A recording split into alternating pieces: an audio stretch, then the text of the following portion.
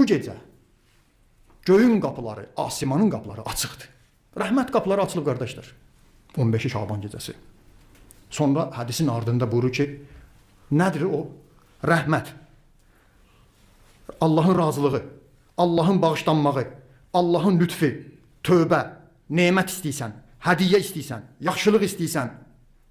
Sonra Peyğəmbər ardında bu hədisdə buyurur ki, həmin gecə Allah Taala çoxlu insanları cəhənnəm əzabından azad edir. Həmin gecənin adlarının da Bəraət gecəsidir. Nə gecəsi? Bəraət. Soruşurlar qardaşlar, Bəraət gecəsi haçandır? Həmin o Bəraət gecəsi də 15 Şaban gecəsidir. Niyə həmin gecəyə Bəraət gecəsi deyirlər? Bəraət uzaq etmək, çəkinmək. Həmin gecə Allah Taala çox insanlara cəhənnəmdən bəraət verir. İnşallah çalışaq, oyaq qalaq, namaz qılaq, ibadət eləyək. Həmin gecə, o Bəraət gecəsində bizə də bəraət versinlər ki, cəhənnəm azabından azadsa. Hədisdə olan cümləni deyirəm, xurafat deyil. Allah Taala həmin gecə çox insanlara əfv eləyir.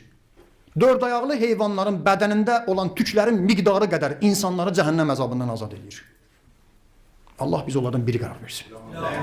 Sonra buyurur, bu gecə insanların ömrü təyin olunur.